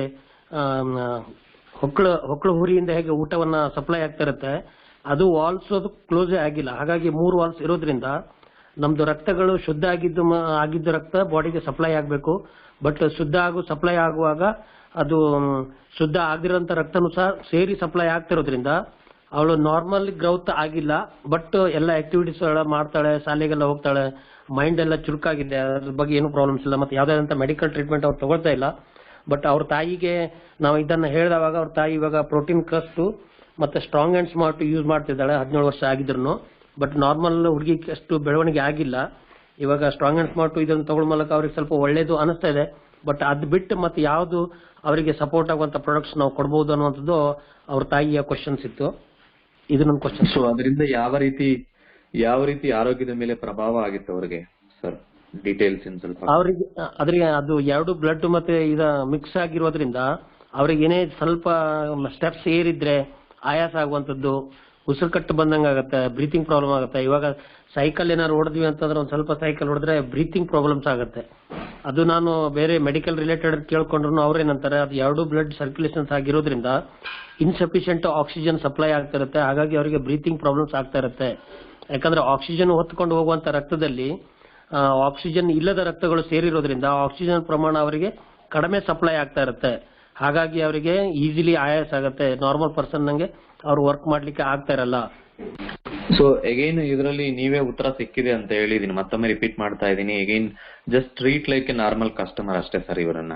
ಓಕೆ, ಸೊ ನೀವು ಬಹುಶಃ ನೀವು ಹೃದಯಕ್ಕೆ ಅಥವಾ ಈ ಸಮಸ್ಯೆಗಳಿಗೆ ಅಂತ ಅಲ್ಲದೀರಾ ನೀವೇನ್ ಪ್ರಾಡಕ್ಟ್ ಆಲ್ರೆಡಿ ರೆಕಮೆಂಡ್ ಮಾಡಿದೀರಾ, whether it is strong and smart ಕೊಡ್ತೀನಿ ಅಂತ ಹೇಳ್ತಾ ಇದೀರಾ, you can switch on to protein crust. ಅದೇ ರೀತಿ ನೋನಿ ಆಮ್ಲ ಜ್ಯೂಸುಗಳು ಒಬ್ಬ ನಾರ್ಮಲ್ ಕಸ್ಟಮರ್ ತನ್ನ ಶಕ್ತಿ ಸಾಮರ್ಥ್ಯಗಳು ರೋಗ ನಿರೋಧಕ ಶಕ್ತಿಯನ್ನ ಕಾಪಾಡ್ಕೊಳ್ಳೋದಕ್ಕೆ ಏನ್ ರೆಕಮೆಂಡ್ ಮಾಡಬೇಕು ಅಂತ ನಿಮ್ಗೆ ಅನಿಸುತ್ತೆ, ಇವ್ರಿಗೂ ಕೂಡ ಅದನ್ನ ರೆಕಮೆಂಡ್ ಮಾಡಬಹುದು. ದೇರ್ ಈಸ್ ಆಸ್ ಸಚ್ ಯಾವುದೇ ಸಪ್ಲಿಮೆಂಟೇಶನ್ ಈ ಪ್ರೋಸೆಸ್ ಅಲ್ಲಿ, ಎಸ್ಪೆಷಲಿ ಮತ್ತೊಮ್ಮೆ ಹೇಳಿದ ಹಾಗೆ ರೂಟ್ ಕಾಸ್ ಅನ್ನ ಟಚ್ ಮಾಡೋದಕ್ಕೆ ನನ್ನ ಬಳಿ ಯಾವುದೇ ಸಪ್ಲಿಮೆಂಟೇಶನ್ ಇಲ್ಲ. But in fact to take care of ಚೆನ್ನಾಗಿ ಬ್ಲಡ್ ಪ್ಯೂರಿಫೈ ಆಗೋದಕ್ಕೆ, ಅದರ ಜೊತೆಗೆ ಬ್ಲಡ್ ಸರ್ಕ್ಯುಲೇಷನ್ ಸರಾಗವಾಗಿ ನಡೆಯೋದಕ್ಕೆ ಖಂಡಿತ ಮತ್ತೊಮ್ಮೆ ಇಲ್ಲಿ ನಾನು ಅಡ್ರೆಸ್ ಮಾಡುವಂತದ್ದು ನೋನಿ ಆಗಿರ್ಬೋದು, ಆಮ್ಲ ಜ್ಯೂಸ್ ಆಗಿರ್ಬೋದು, ಇವುಗಳನ್ನ ನಾವು ರೆಕಮೆಂಡ್ ಮಾಡಬಹುದು. ಅಂಡ್ ಅದರ ಜೊತೆಗೆ ಕ್ರಿಲ್ಲಾಯಿಲ್ ಅಂತಹ ಸಪ್ಲಿಮೆಂಟೇಶನ್ ಗಳನ್ನ ಸ್ಟಾರ್ಟ್ ಮಾಡಬಹುದು.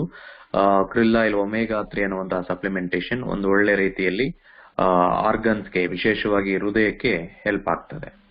ಸೊ ಇದನ್ನ ನೀವು ರೆಕಮೆಂಡ್ ಮಾಡಬಹುದು ಸರ್, ಖಂಡಿತ. Thank you. ಓಕೆ ಸರ್, ಇನ್ನೊಂದು ಕ್ವಶನ್ ಇದೆ ಸರ್, ಇನ್ನೊಂದು ಕ್ರಿಟಿಕಲ್ ಕ್ವಶನ್ಸ್ ಇದೆ. ಮತ್ತೊಂದು ಸರ್, ಇದು ಮೂರ್ಛೆ ರೋಗ ಅಂತ ಬರುತ್ತಲ್ಲ ಸರ್, ಯಾಕಂದ್ರೆ ಪೀಡ್ಸ್ ಬಂದ್ಕೊಂಡು ಮೂರ್ಛೆ ಹೋಗುತ್ತಾರಲ್ಲ, ಅವರೊಂದು 14 ವರ್ಷದ ಒಬ್ಬ ಹುಡುಗ, ಅವರು ಆಲ್ರೆಡಿ ಆಮೆ ಪ್ರಾಡಕ್ಟ್ಸ್ ಎಲ್ಲ ತಗೊಂಡಿದ್ರು, ಬಟ್ ಅದ್ರಲ್ಲಿ ಏನು ರಿಸಲ್ಟ್ ಆಗಿಲ್ಲ ಅಂತ ಅಂದ್ಕೊಳ್ಳಿ. ಇವಾಗ ಸ್ತ್ರೀ ಧಾನ್ಯ ಅಷ್ಟೇ ಊಟ ಮಾಡ್ತಾ ಇದ್ದಾರೆ ಅವರು, ಬಟ್ ಬೇರೆ ಅಡಿಗೆ ಮಾಡ್ಲಿಕ್ಕೂ ಸಹ ಆಯಿಲ್ಗಳನ್ನೆಲ್ಲ ಚೇಂಜ್ ಮಾಡ್ಕೊಂಡು ಯಾವುದೇ ಒಂದೇ ಆಯಿಲ್ ಕಂಟಿನ್ಯೂ ಆಗಿ ಯೂಸ್ ಮಾಡ್ತಿಲ್ಲ, ಬಟ್ ಸಿರಿಧಾನ್ಯ ಕೊಡೋದು ಬೇರೆ ಬೇರೆ ಆಯಿಲ್ಗಳನ್ನ, 3 ಟೈಪ್ ಆಯಿಲ್ಗಳನ್ನ ನ್ಯಾಚುರಲ್ ಆಗಿ ಮಷೀನಿಂದ ತೆಗೆದ ಆಯಿಲ್ಗಳನ್ನ ಯೂಸ್ ಮಾಡ್ತಿದ್ದಾರೆ. ಬಟ್ ಮೂರ್ಛೆ ಹೋಗುವಂತ ರೋಗಗಳಿದೆ, ಅವರು ಸಹ ಡಾಕ್ಟರ್ ಟ್ರೀಟ್ಮೆಂಟ್ ಇಂದ ಹೊರಗಡೆ ಬಂದು ಏನು ಬೇರೆ ಯಾವ್ದು ಟ್ರೀಟ್ಮೆಂಟ್ ಅಲ್ಲಿ ಇಲ್ಲ. ಇವಾಗ ಅವರಿಗೆ ನಾವು ಲಾಸ್ಟ್ ಟೈಮ್ ಭೇಟಿ ಆದಾಗ ರೇಡಿಯೋ ಕೋರೇಜ್ ಜಂಕ್ಷನ್ ಅಂತ ಹೇಳಿದ್ವಿ, ಬಟ್ ಅವ್ರು ಏನಂತಿದ್ರು, ಒಂದ್ಸತಿಗೆ ಶ್ರೀಕಾಂತ್ ಸರ್ಗೆ ಭೇಟಿ ಮಾಡ್ತೀರಿ ಅಂತ ಹೇಳಿ ನಮ್ಗೆ ಸಾಕಷ್ಟೊತ್ತಿಗೆ ರಿಕ್ವೆಸ್ಟ್ ಮಾಡಿದ್ರು. ಬಟ್ ನೀವು ನಮ್ ಲೂಪ್ ಅಲ್ಲಿ ಇರ್ರಿ, ಯಾಕಂತಂದ್ರೆ ನಮ್ದು ಮೆಡಿಕಲ್ ರಿಲೇಟೆಡ್ ಟ್ರೀಟ್ಮೆಂಟ್ ಇರೋರಿಗೆ ನಾವು ಯಾವುದೇ ರೀತಿಯಂತ ಸಜೆಷನ್ಸ್ ಮಾಡ್ಲಿಕ್ಕೆ ಬರಲ್ಲ. ಫಸ್ಟ್ ನೀವು ಕನ್ಸ್ಯೂಮ್ ಮಾಡ್ತೀರಾ, ನಿಮ್ಗೆ ಅದ್ರದಿಂದ ಏನಾದ್ರು ಒಳ್ಳೇದು ಅನ್ಸಿದ್ರೆ ನೀವು ನಿಮ್ಮ ಮಗನಿಗೆ ಕೊಡಬಹುದು ಅನ್ನುವಂಥದ್ದು ನಾವು ಅವರಿಗೆ ಸಜೆಸ್ಟ್ ಮಾಡಿದ್ದೆ. ಇವಾಗ ಅವರು ಇದರಲ್ಲಿ ಬರ್ತಾ ಇದ್ದಾರೆ, ಬಟ್ ಅವ್ರಿಗೆ ಯೂಸ್ ಮಾಡ್ತಿದ್ದಾರೆ. ಬಟ್ ಮಗನಿಗೆ ನಿಮ್ ಕಡೆ ಮಾತಾದ್ಮೇಲೆ ಯೂಸ್ ಮಾಡ್ತೀನಿ ಅನ್ನುವಂಥದ್ದು ನನಗೆ ಹೇಳ್ತಾ ಇದ್ರು. ಅದಕ್ಕೆ ನಿಮ್ದು ಏನಾದ್ರು ಸಜೆಷನ್ಸ್ ಇದ್ರೆ ನಮ್ಮ ಪ್ರಾಡಕ್ಟ್ ಅಲ್ಲಿ ಅವ್ರಿಗೆ ಹೆಲ್ಪ್ ಆಗೋಂಗಿದ್ರೆ ಅದನ್ನ ಹೇಳ್ಬೇಕು ಅಂತ ವಿಚಾರ ಮಾಡ್ತಿದ್ದೀನಿ ಸರ್ ನಾನು. ಓಕೆ, ಸೊ ಮೊದಲನೇದಾಗಿ ಅವ್ರಿಗೆ ಏಜ್ ಎಷ್ಟು ಅಂದ್ರಿ? 14 ಇಯರ್ಸ್ ಸರ್. ಓಕೆ, ಸೊ ಆ ಒಂದು ಗ್ರಾಹಕರಿಗೆ ನಾನು ಎಸ್ಪೆಷಲಿ ಮಕ್ಕಳಿಗೆ ವಿಶೇಷವಾಗಿ ಬ್ರಾಹ್ಮಿ, ನಮ್ಮ ಸೈವೇದಿಕ್ ಪ್ರಾಡಕ್ಟ್ ಅಲ್ಲಿರುವಂತಹ ಬ್ರಾಹ್ಮಿಯನ್ನ ಟ್ರೈ ಮಾಡೋದಕ್ಕೆ ಹೇಳ್ತೀನಿ. ಸೊ ಬಹುಶಃ ನರಮಂಡಲ ಅಥವಾ ಮೆದುಳಿನ ಒಂದು ಜೀವಕೋಶಗಳು ಸ್ಟ್ರೆಂತ್ ಅನ್ನಾದ್ರೆ ಸೊ ಇದರ ಸಿವಿಯಾರಿಟಿ ಸ್ವಲ್ಪ ಸ್ಟೆಬಿಲೈಸ್ ಆಗುವಂತ ಅವಕಾಶ ಇರಬಹುದು. ಸೊ ಅದಕ್ಕೆ ಅವರಿಗೆ ಬ್ರಾಹ್ಮಿ ಹಾಗೂ ನಮ್ಮ ಬಳಿ ಇರುವಂತಹ ಫ್ಲಾಕ್ಸಾಯಿಲ್ ಅಂತ ಒಂದು ಸಪ್ಲಿಮೆಂಟೇಶನ್ ಇದೆ, ನೋನಿ ಅಂಡ್ ಇನ್ಫ್ಯಾಕ್ಟ್ ಒಂದು ಕೊರಿಯನ್ ಜೆನ್ಸಿಂಗ್ ಟ್ಯಾಬ್ಲೆಟ್. ಸೊ ಇವುಗಳನ್ನ ಟ್ರೈ ಮಾಡೋದಕ್ಕೆ ಹೇಳ್ತೀನಿ. ಅಬ್ಸರ್ವೇಷನ್ ಮಾಡ್ಲಿ, 1-2-3 ತಿಂಗಳು ಅಬ್ಸರ್ವ್ ಮಾಡ್ಲಿ, ಅವರಿಗೆ ಸುಧಾರಿಸುತ್ತೆ ಅಂತ ಅನ್ಸಿದ್ರೆ ಕಂಟಿನ್ಯೂ ಮಾಡಬಹುದು ಸರ್.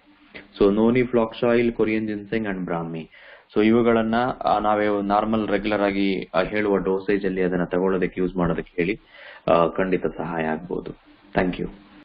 ಓಕೆ, ಇವಾಗ ನನ್ನೊಂದು ರಿಕ್ವೆಸ್ಟ್ ಎಲ್ರಿಗೂ, ನಿಮ್ ಕ್ವಶನ್ ಏನ್ ಲಿಸ್ಟ್ ಮಾಡ್ಕೊಂಡಿದ್ದೀರಾ ಅದ್ರಲ್ಲಿ ಚೆಕ್ ಮಾಡ್ಕೊಳ್ಳಿ, is it a general or specific ಅಂತ. ಅಂದ್ರೆ ಪರ್ಟಿಕ್ಯುಲರ್ ಆಗಿ ಯಾವ್ದೋ ಒಬ್ಬ ವ್ಯಕ್ತಿಗೆ ರೇರ್ ಕೇಸ್ ಇದ್ದವನ ಈ ಕ್ವಶನ್ ಬೇಡ, ಅದನ್ನ ನಾವು ಲಾಸ್ಟಿಗೆ ಇಟ್ಕೊಳ್ಳೋಣ. ಬಿಕಾಸ್ ಜನರಲ್ ಆಗಿ ನಿಮ್ಮ ಪ್ರಶ್ನೆ ಅಥವಾ ನಿಮ್ಮ ಚಾಲೆಂಜು ಎಲ್ಲರಿಗೂ ಬಹಳ ಜನಕ್ಕೆ ಸಮಸ್ಯೆ ಇದೆ ಅನ್ನೋದ್ರಿಂದ ಮಾತ್ರ ಅದನ್ನು ದಯವಿಟ್ಟು ಕೇಳಿ.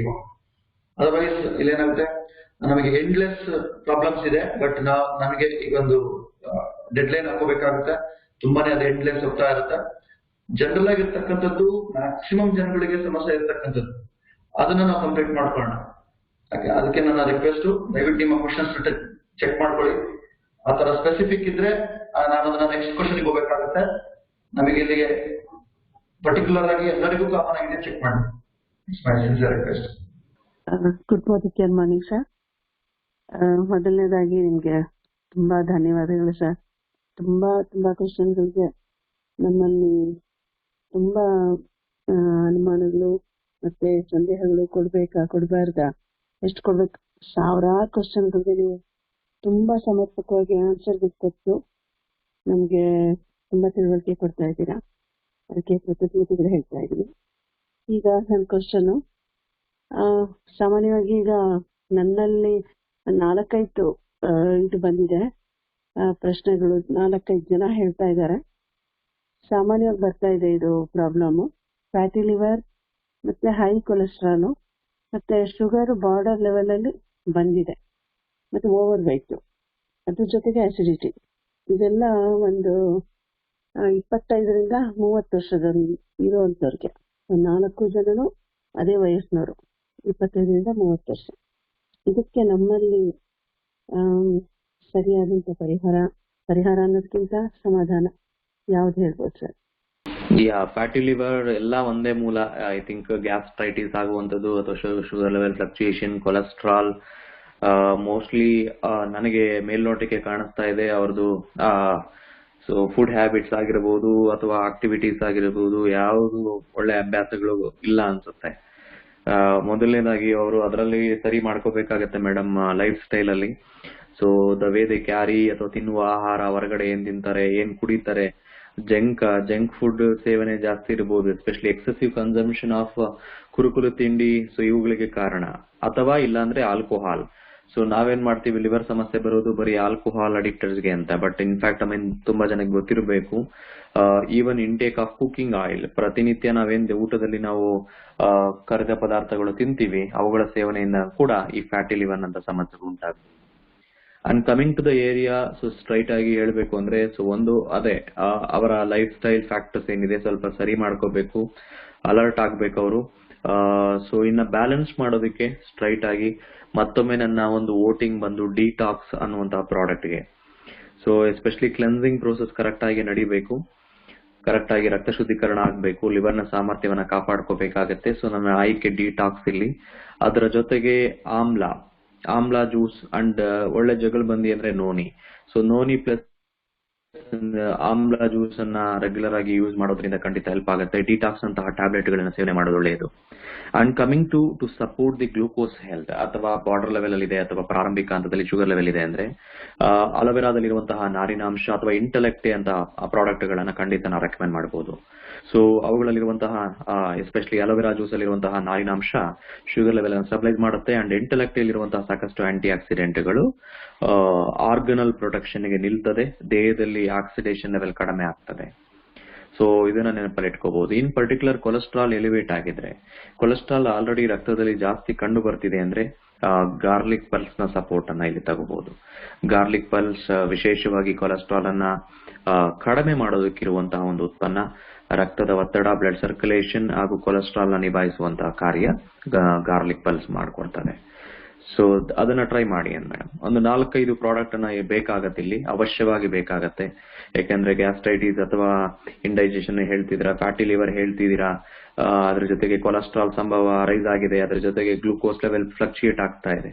ಸೊ ಈ 4ರಿಂದ 5 ಪ್ರಾಡಕ್ಟ್ ಬೇಕಾಗತ್ತೆ, ಅದನ್ನ ಬಳಸಿ. Thank you sir. Garlic pulse ಜೊತೆ ನಮ್ ಕಾರ್ಡಿಯಾಕ್ ಇಡ್ಬೋದು ಸರ್ ಈ ಕೊಲೆಸ್ಟ್ರಾಲ್ಗೆ? ಈ ಪರಿಸ್ಥಿತಿಯಲ್ಲಿ ಅವಶ್ಯವಾಗಿ ಏನ್ ಬೇಕಾಗಿಲ್ಲ ಸರ್. ಸೊ ಪ್ರೈಮರಿ ಪ್ರಾಡಕ್ಟ್ ಅಂತ ಹೇಳಿದ್ರೆ ಮೇಲ್ಕಂಡ ನಾನು ಏನು ಪ್ರಿಯಾರಿಟಿ ಕೊಟ್ಟಿದ್ದೀನಿ.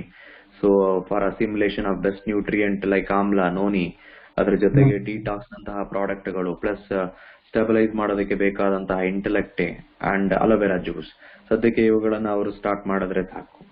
And garlic pulse. ನಮಸ್ತೆ ಶ್ರೀಕಾಂತ್ ಸರ್, ಅದ್ಭುತವಾಗಿರ್ತಕ್ಕಂಥ ಒಂದು ಇದನ್ನ ನಡೆಸ್ಕೊಡ್ತಾ ಇದ್ರಿ.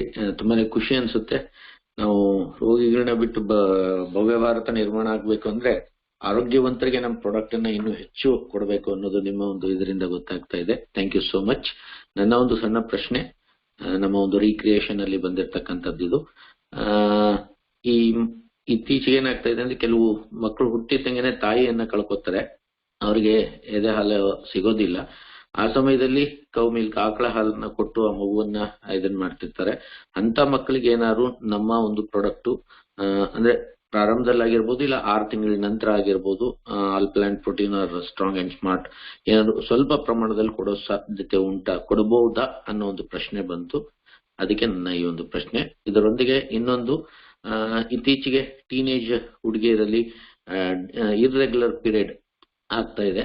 ಆ ಒಂದು ಇದಕ್ಕೆ ಏನಾದ್ರು ನಮ್ಮ ಪ್ರಾಡಕ್ಟ್ ಗಳನ್ನ ನಾವು ಕೊಡಬಹುದಾ?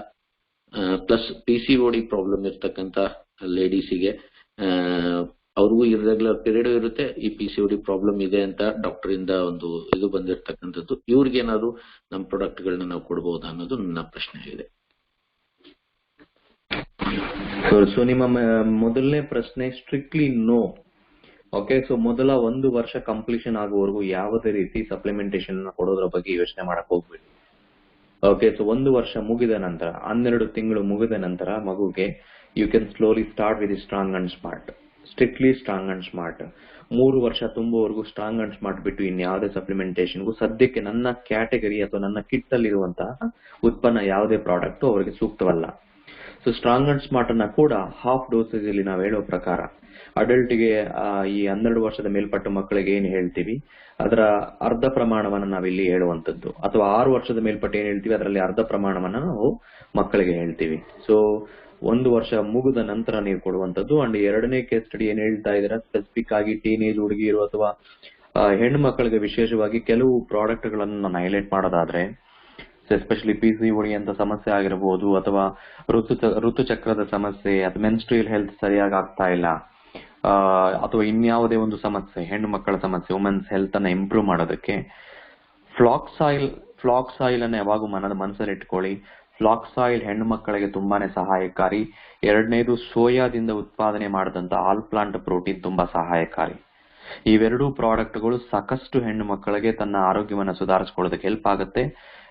in the dimension of in the perspective of menstrual health, ಅದರ ಜೊತೆಗೆ ಈ PCOD ಅಂತ ಸಮಸ್ಯೆಗಳಲ್ಲಿ ಉಂಟಾಗುವಂತಹ ಕೆಲವು ಕಾಂಪ್ಲಿಕೇಶನ್ಸ್ ಏನಿದೆ, ನಿಶಕ್ತಿ ಕಾಡುವಂತದ್ದು, ಸುಸ್ತಾಗುವಂತದ್ದು, ಓಕೆ, ಅಥವಾ ರೋಗ ನಿರೋಧಕ ಶಕ್ತಿ ಡ್ರಾಪ್ ಆಗುವಂತದ್ದು, ಇವುಗಳಲ್ಲಿ ಆಲ್ ಪ್ಲಾಂಟ್ ಪ್ರೋಟೀನ್ ತುಂಬಾ ವಿಶೇಷವಾಗಿ ಹೆಲ್ಪ್ ಆಗ್ತದೆ. And omega 3 fatty acids.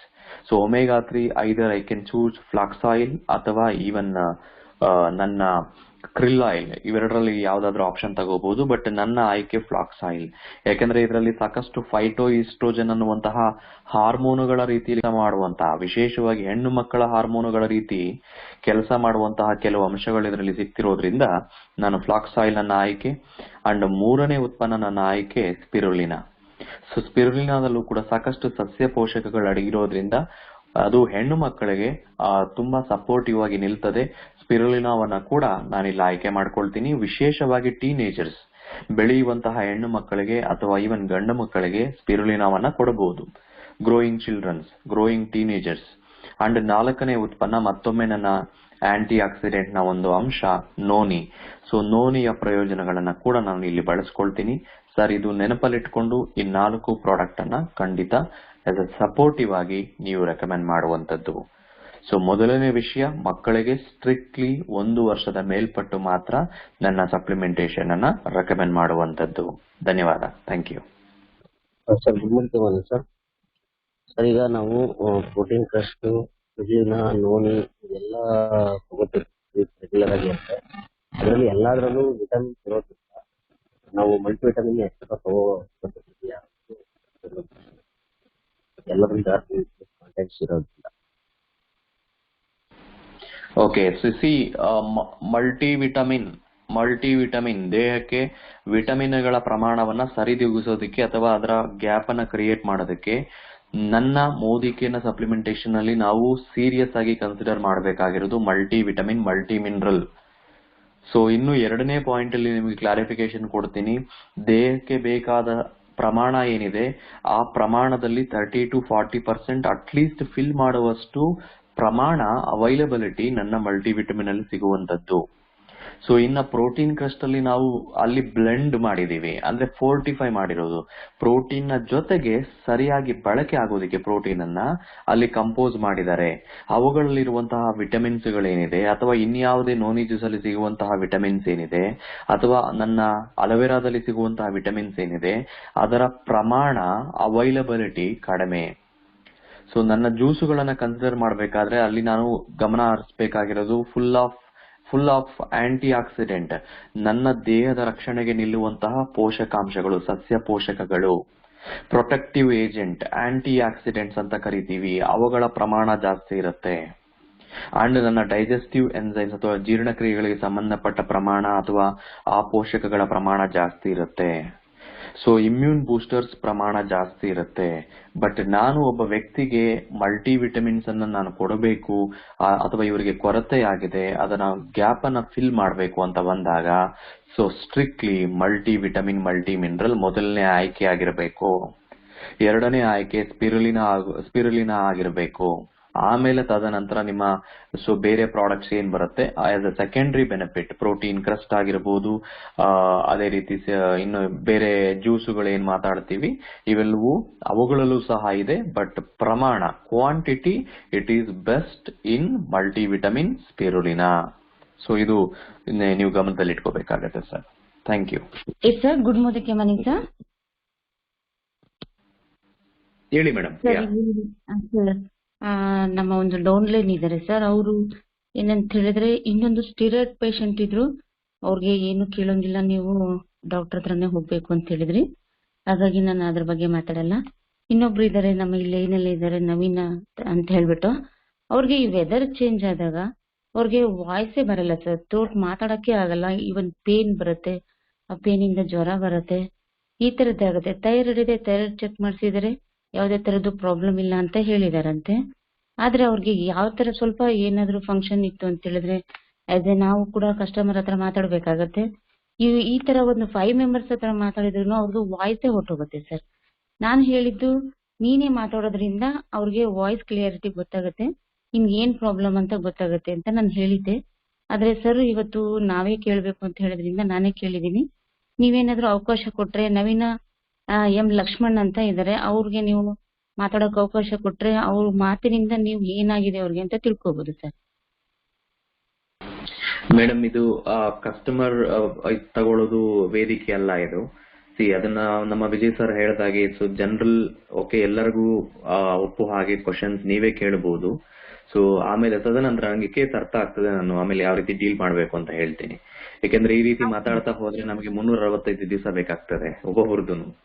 Okay, so ಅದಕ್ಕೋಸ್ಕರ ನಾನು ಡೈರೆಕ್ಟ್ ಆಗಿ ನಾನು ಅಡ್ರೆಸ್ ಮಾಡ್ತೀನಿ.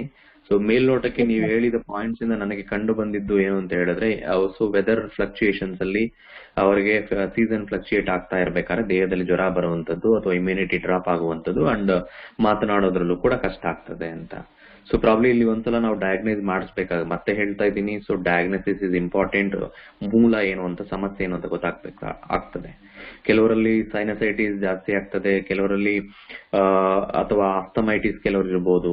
ಓಕೆ, ಈ ರೀತಿ ವೆದರ್ ಕಂಡೀಷನ್ ನಲ್ಲಿ ಬೇರ್ಬೇರೆ ಆಗತ್ತೆ.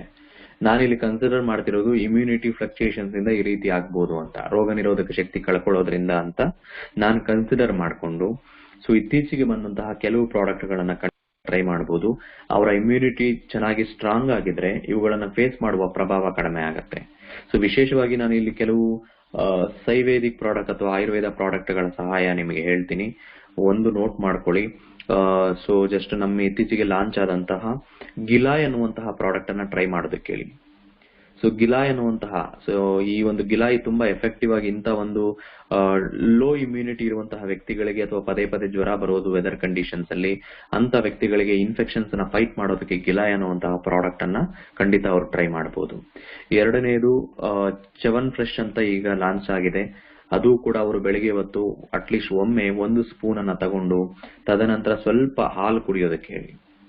ಇನ್ನು ಮೂರನೇದು ನಾವು ಖಾತ್ರಿ ಮಾಡ್ಕೋಬೇಕಾಗಿತ್ತೆ ಅವರ blood cells, white blood cell, ಬಿಳಿ ರಕ್ತ ಕಣಗಳು, ಕೆಂಪು ರಕ್ತ ಕಣಗಳು ಇವೆಲ್ಲ ನಾರ್ಮಲ್ ಸ್ಟೇಟಸ್ ಅಲ್ಲಿ ಇದೆ ಅಂತ.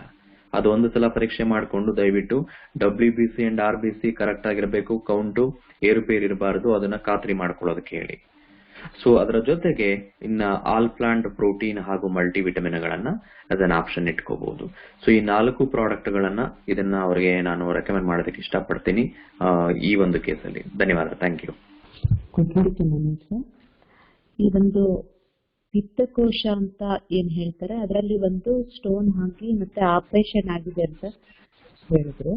ಮತ್ತೆ ಆ ರೀತಿ ಆ ಸ್ಟೋನ್ ಫಾರ್ಮೇಶನ್ ಆಗದೆ ಇರೋ ಹಾಗೆ ನಮ್ ಸಪ್ಲಿಮೆಂಟ್ ಯಾವ್ದನ್ನ ಆಗುತ್ತೆ ಅಂತ ಹೇಳ್ತಾರೆ. ಸೊ ಅಗೇನ್ ಲಿವರ್ ನ ಸಪೋರ್ಟ್ ಬೇಕಾಗತ್ತೆ ನಮ್ಗೆ ಇಲ್ಲಿ. ಓಕೆ, ಸೊ ಎಸ್ಪೆಷಲಿ ಜೀರ್ಣಕ್ರಿಯೆಗಳು, ಮೆಟಬಾಲಿಸಮ್, ತಿಂದ ಆಹಾರ ಪದಾರ್ಥಗಳು ಏನೇ ತಗೊಂಡ್ರು ಕರೆಕ್ಟ್ ಆಗಿ ಮೆಟಬಲೈಸ್ ಆಗ್ಬೇಕು. ಸೊ ಇಲ್ಲಿ ಡಿಟಾಕ್ಸ್, ಇವರು ಡಿಟಾಕ್ಸ್ ನ ಸಹಾಯ ತಗೋಬಹುದು, ಆಮ್ಲ ಜ್ಯೂಸ್ ನ ಸಹಾಯ ತಗೋಬಹುದು, ಆಮ್ಲ ಹಾಗೂ ನೋನಿಯ ಜ್ಯೂಸ್ ನ ಸಹಾಯ ತಗೋಬಹುದು.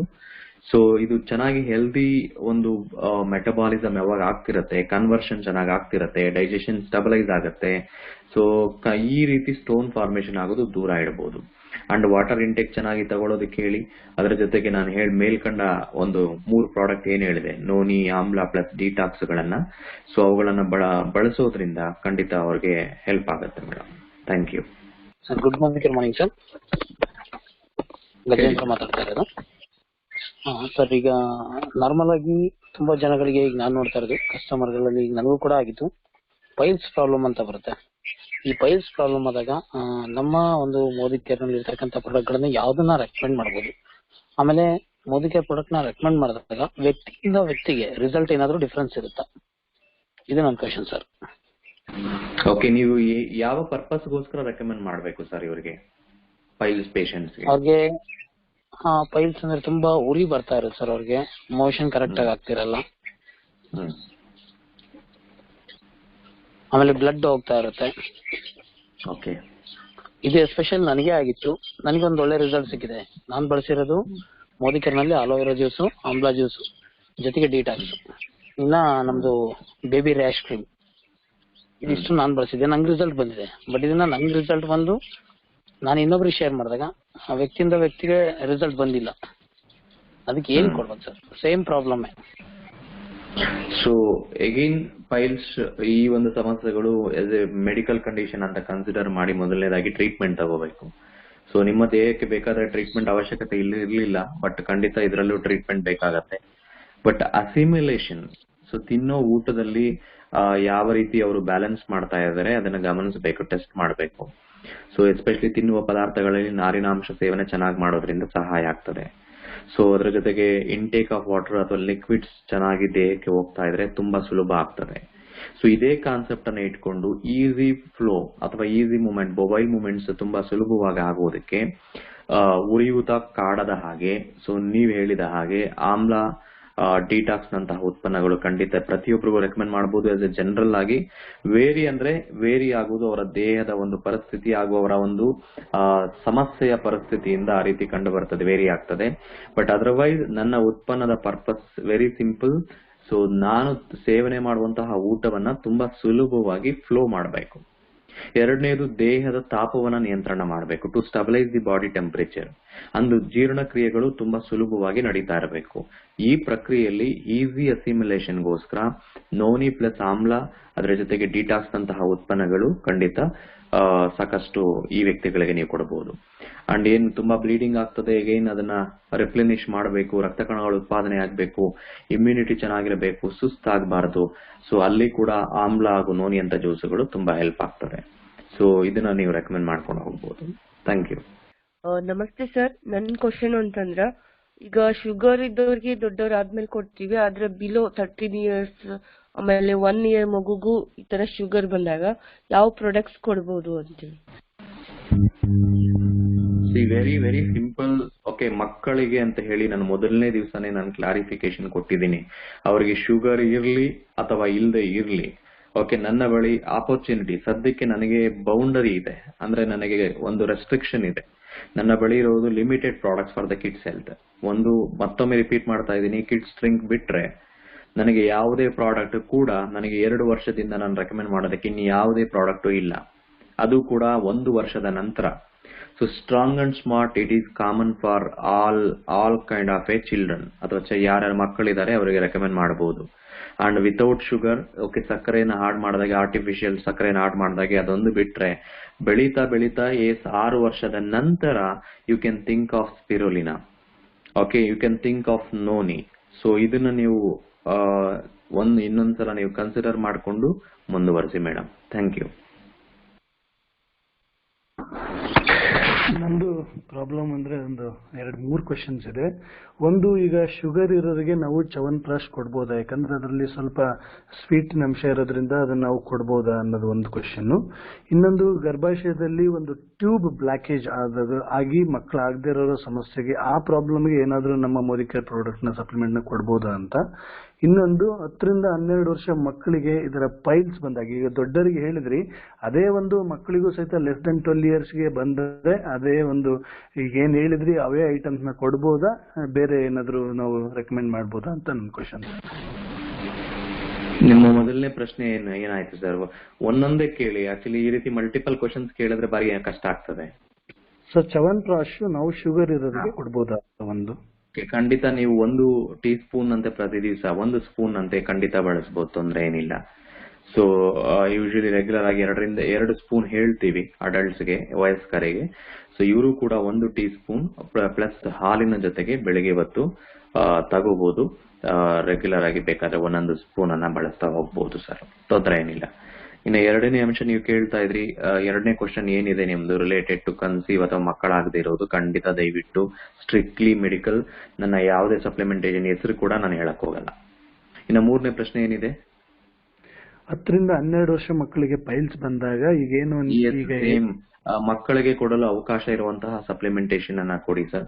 ಸ್ಟ್ರಾಂಗ್ ಅಂಡ್ ಸ್ಮಾರ್ಟ್ ಅನ್ನ ಕಂಟಿನ್ಯೂ ಮಾಡ್ತಾ ಹೋಗಿ. ನೋನಿ ಜ್ಯೂಸ್ ಅನ್ನ ನೀರಲ್ಲಿ ಚೆನ್ನಾಗಿ ಮಿಕ್ಸ್ ಮಾಡಿ. ಸೊ ನೋನಿ ಸ್ವಲ್ಪ ಹಾರ್ಶ್ ಅಂದ್ರೆ ಉಷ್ಣ ಪ್ರಕೋಪ, ಅದಕ್ಕೆ ಒಳ್ಳೆ ನೀರಿನ ಅಂಶವನ್ನ ಮಿಕ್ಸ್ ಮಾಡಿಕೊಂಡು 12 ವರ್ಷದ ಕೆಳಗಿನ ಮಕ್ಕಳಿಗೆ ನಾವು ಹಾಫ್ ಡೋಸೇಜ್ ಹೇಳ್ತೀವಿ, ಅವುಗಳ ಸಹಾಯವನ್ನ ನೋನಿಯನ್ನ ಬಿಲೋ 12 years ಇರುವಂತಹ ವ್ಯಕ್ತಿಗಳಿಗೆ ಖಂಡಿತ ಕೊಡಬಹುದು. ಅಂಡ್ ಈವನ್ ಆಮ್ಲ ಕೂಡ ಅರ್ಧ ಡೋಸೇಜ್ ಅನ್ನ ನೀವು ಮಿಕ್ಸ್ ಮಾಡಿಕೊಂಡು ಕೊಡಬಹುದು ಸರ್. Thank you sir. ನನ್ನ ಕ್ವಶನ್ ಏನಂದ್ರೆ, ಇವಾಗ before food after food tablet ತಗೊಳ್ತೀವಲ್ಲ, ಅದಕ್ಕೆ ಟೈಮ್ ಎಷ್ಟು ಗ್ಯಾಪ್ ಕೊಡಬೇಕು? ಪರ್ಫೆಕ್ಟ್ ಆಗಿ ಟೈಮ್ಗೆ ತಗೋಬೇಕಾ, ಇಲ್ಲ ನಾವು ಊಟ ಆದ್ಮೇಲೆ ಮಾತ್ರ ತಗೊಳ್ಬೇಕಾದ್ರೆ 1.5 hour ನೀರು ಕುಡಿಯಬಾರ್ದು ಅಂತೇಳಿ ನಮ್ಮ ಹೆಲ್ತ್ ವರ್ಕ್ಶಾಪ್ ಅಲ್ಲಿ ಹೇಳಿದ್ದಾರೆ. ಅದು ಹೇಗೆ ಸರ್? ಏನೇನೇನು ಯಾವಾಗ ನೀರು ಕುಡಿಬಾರ್ದು?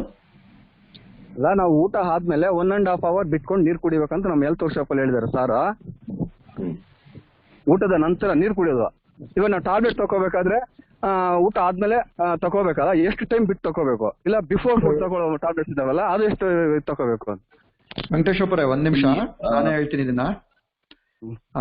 ಊಟ ಆದ್ಮೇಲೆ ನೀರ್ ಕುಡಿಬಾರ್ದು ಅನ್ನೋದಕ್ಕೆ ಟ್ಯಾಬ್ಲೆಟ್ ನುಂಗೋದಕ್ಕೆ ನೀರ್ ಕುಡಿಲೇಬೇಕು, ಅದಕ್ಕೋಸ್ಕರ ಅದನ್ನ ತಗೊಳಂಗಿಲ್ಲ. ಒಳ್ಳೆ ಕ್ವಶನ್ ಕೇಳಿದೀರಾ. ಟ್ಯಾಬ್ಲೆಟ್ ತಗೊಳ್ಳೋದಕ್ಕೆ ಬೇಕಾಗಿರೋದು ಸ್ವಲ್ಪ ನೀರ್ ಮಾತ್ರ, ಅದನ್ನ ಚೆನ್ನಾಗಿ ಬಾಯಿ ಮುಕ್ಕಳಿಸಿ ಕುಡಿದ್ರೆ ಸಮಸ್ಯೆ ಇಲ್ಲ. ಬಟ್ ಜಾಸ್ತಿ ನೀರ್ನ ಕುಡಿಬೇಕು ಅಂದ್ರೆ ನೀವು 1.5 ಗಂಟೆ ಮೇಲೆ ತಗೋಬೇಕು. ಬಿಫೋರ್ ಫುಡ್ ತಗೊಳ್ಳೋ ಟ್ಯಾಬ್ಲೆಟ್ಸ್ ಪರ್ಫೆಕ್ಟ್ ಆಗಿ ಟೈಮ್ಗೆ ಅರ್ಧ ಗಂಟೆ ಮುಂಚೆ ತಗೋಬೇಕಾ, ಇಲ್ಲ 1 ಗಂಟೆ ತಗೊಂಡು ಊಟ ಮಾಡ್ಬೋದಾ? ಇದನ್ನ ಓಕೆ. ಮೊದಲನೇದಾಗಿ ನೋಡಿ, ಸಪ್ಲಿಮೆಂಟೇಷನ್ ಅನ್ನ ಬಳಸೋದು ಯಾವೆಲ್ಲ ಉತ್ಪನ್ನಗಳು ನಾವು ಬಿಫೋರ್ ಮೀಲ್ ಅಂತ ಹೇಳ್ತೀವಿ, ಖಂಡಿತ ಅರ್ಧ ಗಂಟೆ 30 minutes ಬಿಫೋರ್ ಅಂತ ನಾವು ಹೇಳಿರ್ತೀವಿ. ಉದಾಹರಣೆಗೆ ತಗೋಬೇಕು, ನೋಟ್ ಮಾಡ್ಕೋಬಹುದು. ಎಸ್ಪೆಷಲಿ ಕಾರ್ಡಿಯೋ ಆಕ್ಟಿವ್ ನಂತಹ ಪ್ರಾಡಕ್ಟ್ ಆಗಿರ್ಬೋದು. ಎರಡನೇದು ಬಂದು ನಮ್ಮ ಡಿಟಾಕ್ಸ್ ನಂತಹ ಪ್ರಾಡಕ್ಟ್ ಆಗಿರ್ಬೋದು. ಸೊ ಯಾವೆಲ್ಲ ಉತ್ಪನ್ನಗಳು ಎಸ್ಪೆಷಲಿ ನಿಮ್ಮ ಗಮನಕ್ಕೆ ಬರುತ್ತೆ, ಎಂಟಿ ಸ್ಟಮಕ್ ಅಥವಾ ಬಿಫೋರ್ ಮೀಲ್ ಅಂತ ಹೇಳ್ತೀವಿ, ಅಟ್ಲೀಸ್ಟ್ 30 ನಿಮಿಷ ಮುಂಚೆ, ಊಟಕ್ಕಿಂತ ಮುಂಚೆ ತೆಗೆದುಕೊಳ್ಳುವಂಥದ್ದು. ಅಂಡ್ ಎರಡನೇದು, ಊಟದ ನಂತರ ತೆಗೆದುಕೊಳ್ಳುವ ಸಪ್ಲಿಮೆಂಟೇಷನ್ಗಳು ಏನಿದಾವೆ, ನೀವು ಊಟ ಆದ್ಮೇಲೆ ಇಮಿಡಿಯೇಟ್ ಆಗಿ ತಗೋಬಹುದು. ಉದಾಹರಣೆಗೆ ವಿಟಮಿನ್ ಸಪ್ಲಿಮೆಂಟೇಷನ್ ಆಗಿರಬಹುದು, ಅದೇ ರೀತಿ ಫ್ಲಾಕ್ಸೈಲ್ ಅಂತಹ ಸಪ್ಲಿಮೆಂಟ್ಸ್ ಆಗಿರಬಹುದು, ಕ್ಯಾಲ್ಸಿಯಂ ಆಗಿರಬಹುದು, ಇನ್ನ ಅಮೃತ ಶಕ್ತಿ ಆಗಿರಬಹುದು, ಪುದೀನಾ ತುಳಸಿ ಆಗಿರಬಹುದು. ಸೊ ಇಮಿಡಿಯೇಟ್ಲಿ ಊಟ ನಂತರ ಅಂತ ಹೇಳಿದ್ರೆ, ಅಥವಾ ಊಟದ ಇಮಿಡಿಯೇಟ್ ಆಗಿ ಲೈಕ್ ಊಟ ಎಲ್ಲ ಮುಗಿಸಿದ ಮೇಲೆ 1 ಗ್ಲಾಸ್ ನೀರಿನ ಜೊತೆಗೆ ಏನಿದೆ ಅದನ್ನ ಅದಕ್ಕೆ ಒಂದು ಸಪೋರ್ಟಿವ್ ಆಗಿ 1 ಗ್ಲಾಸ್ ಆಫ್ ವಾಟರ್ ತಗೊಂಡು ಖಂಡಿತ ನೀವು ತಗೋಬಹುದು. ಇನ್ನ ಊಟ 1 ಗಂಟೆಯ ನಂತರ ಏನು ನೀರು ಕುಡೀರಿ ಅಂತ ಹೇಳ್ತಾರೆ, it is A superior practice ಅಂತ ಹೇಳ್ತೀವಿ. ಅಂದ್ರೆ ಅತಿ ಶ್ರೇಷ್ಠವಾದ ಒಂದು ಅಭ್ಯಾಸ. ಏನಕ್ಕೆ ಅಂತ ಹೇಳಿದ್ರೆ, ನಾವು ಜಾಸ್ತಿ ನಮ್ಗೆ ಅಭ್ಯಾಸ ಏನು ಅಂತ ಹೇಳಿದ್ರೆ, ಊಟ ಮಾಡ್ಬೇಕಾದ್ರೇನೆ ಹೆಫ್ಟಿ ಕ್ವಾಂಟಿಟಿ ತುಂಬಾನೇ ನೀರ್ ಕುಡಿದು ಬಿಡುದು, ಘಟ ಅಂತ. ಅಂದ್ರೆ ಒಂಥರ ಟಂಬ್ಲರ್ ಎಲ್ಲ ಮೇಲೆ ಕೆತ್ಕೊಂಡು ಕುಡಿಯೋದು. ನಮ್ಗೆ ನೋಡಿರ್ತೀವಿ ನಾವು, 1 ಚೆಂಬೆ ಕುಡಿದು ಬಿಟ್ರೆ ಸಮಾಧಾನ ಅಂತ. That may not be superior practice. ಏನಕ್ಕೆ ಅಂತ ಹೇಳಿದ್ರೆ ಇಂಟರಪ್ಟ್ ಆಗ್ಬಹುದು. ಬಟ್ ಒಂದು ಒಳ್ಳೆ ಹೆಲ್ದಿ ಪ್ರಾಕ್ಟೀಸ್ ಏನು ಅಂದ್ರೆ, ಊಟ ಮಾಡಬೇಕಾದ್ರೆ ಸ್ವಲ್ಪ ಪ್ರಮಾಣದಲ್ಲಿ ಒಂದು ಜಸ್ಟ್ ತೇವ ಆಗೋದಕ್ಕೆ, ತಿಂದ ಊಟ ಸ್ವಲ್ಪ ತೇವ ಆಗೋದಕ್ಕೆ ಎಷ್ಟು ಬೇಕೋ ಅಷ್ಟು ಪ್ರಾಬಬಲಿ 1 ಗ್ಲಾಸ್ ಅನ್ನ ಇಟ್ಕೊಂಡು ನಾವು ಅದನ್ನ ಬ್ಯಾಲೆನ್ಸ್ ಮಾಡುವಂತದ್ದು.